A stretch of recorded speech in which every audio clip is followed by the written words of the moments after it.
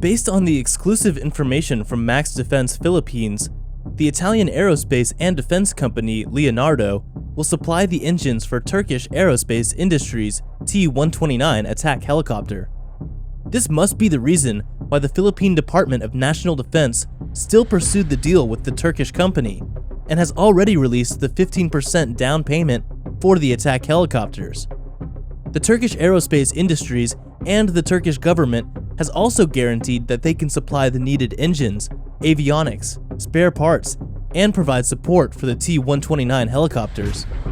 MaxDefense said that there is a possibility that the helicopters might be delivered to the Philippines without engines, and the engines will be installed, integrated, and tested in the country. The Italian company Leonardo also has partners in the Philippines that can do engine installation and engine works. The engines used in the Philippine Navy Leonardo AW-159 anti-submarine helicopters is also the same engines used in the T-129 helicopters. That's why Leonardo has the experience in installing the engines. The T-129 is also an improved version of Leonardo's A-129 Mangusta ATAK helicopter. The scenario here is that Leonardo will be the one to purchase or acquire the LHTEC CTS-800 turbine engine from the United States, and they will also be the one to deliver it to Turkish Aerospace Industries. Basically, Leonardo will act as proxy or the entity that is authorized to procure for the Turkish company. It is not yet known if this kind of strategy will work, and if the United States will allow this kind of arrangement. It is known that the United States imposed sanctions to Turkey when the country purchased the Russian S-400 missile defense system and its military activities in Syria and Armenia.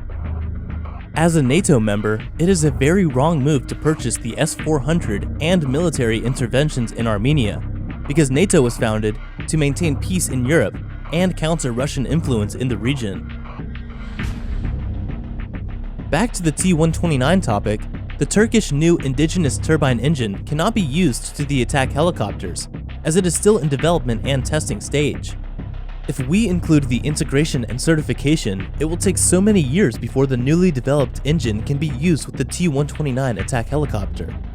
The estimated time of completion might be in 2024 or much later, and the Philippine Air Force and the Department of National Defense cannot wait too long and choose other options. Before the announcement that Leonardo will be the one to supply the engines, the Philippine Air Force already abandoned the plans on acquiring the T-129 and chose the American-made ATAK helicopter for their project. But the DND still pursued the deal with Turkish Aerospace Industries. Time will tell if the plan will be successful, and the military can have its long-awaited helicopter for its modernization project. We hope that the US government will allow for this kind of arrangement, especially if it is for long-term ally and decades-old friendship with the Philippines. ATAK helicopters are very necessary for the operations of military, and the government cannot waste time if the partnership between the Turkish Aerospace Industries and Leonardo fails. As of now, we should hope that it will be a successful plan and the DND can get over this issue. On another topic, the Philippine Air Force is planning on acquiring another batch of Sikorsky S-70I Blackhawk combat utility helicopters through PZL Milac of Poland. This is after the fears that the United States will slam the Philippines with sanctions for its plans of acquiring the Russian Mi-171 HIP helicopters. Moscow has offered 16 units of these medium-lift helicopters for almost 13 billion pesos. The deal has already been signed, and President Rodrigo Duterte announced last January 2020 that the Philippines will be buying helicopters from Russia, but the deal between the two countries hasn't moved much afterwards. Philippine Defense Secretary Delfin Lorenzana said that the procurement might be covered under the US CATSA and it could affect the Air Force project. He added that US sanctions could derail the potential deal between Manila and Moscow, which was supposed to be the country's first major procurement of Russian military equipment. The Philippines might also end up like what happened to Turkey. CATSA, or Countering America's Adversaries Through Sanctions Act, was established under President Donald Trump's administration to punish countries involved with major acquisitions and deals with Russia for Russian defense and military equipment. CAATSA was established as a punishment for Russia for meddling in the United States election back in 2016 and for its military aggressiveness in Ukraine. The United States also punishes Moscow's military partners if their business deals violate the American law. This is also benefited by U.S. defense industry, increasing their weapon sales by many folds against Russian counterparts. Although the planned procurement by the Philippines on the Indian and Russian BrahMos missile defense system might not be affected. Some people might think as to why India has not been slammed with sanctions, despite being the largest user and buyer of Russian weapons. US President Donald Trump has also warned India, but US officials said that New Delhi could avoid sanctions if it agrees to buy American-made fighter jets. India has also started large weapons deals with the United States, and they might also acquire the F-16 Vipers. India's military is so diverse that they have combined military equipment from Russia, United States, and other Western countries.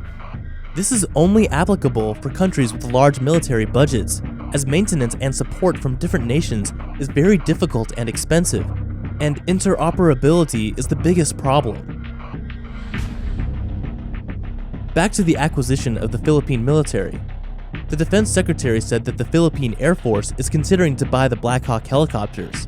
MaxDefense said that the planned second batch of Black Hawks will be a lot more expensive than the first batch, as Sikorsky is not able to keep the price the same as the first batch. MaxDefense also revealed that the Department of National Defense failed to include a clause on the price cap for follow-up on orders. Including a clause during the first batch of acquisition can keep the same price if the Defense Department decided to order more helicopters. Last time during the first batch, the Philippines was able to purchase 16 units of Black Hawk helicopters with a budget of only 12 billion pesos. It is also seen that lesser Black Hawks will be acquired, for it is a lot more expensive to acquire 16 units again.